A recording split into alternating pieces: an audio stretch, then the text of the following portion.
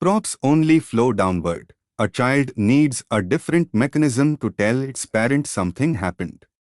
In this video, you'll use defineEmits to have a real child component notify its parent with an actual data payload. This child declares to real events it can send upward, then fires one on each real click. The parent listens for both real events, exactly like it would listen for a native click. Emit, rate, stars, sends a real payload, the actual number of stars clicked, up to the parent. HandleRate receives the real payload as its argument, straight from the child's emit call.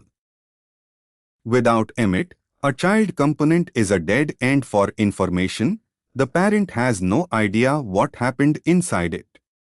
defineEmits and emit open a real channel backup, payload included. defineEmits declares which custom events a component can send up to its parent. A parent listens for a custom event with Vue, exactly like a native DOM event. Emit, event name, payload, sends real extra data along with the event. Build a component that emits a select event with an item's ID as its payload when clicked. Next, making your own components work with Vue model, not just built-in inputs.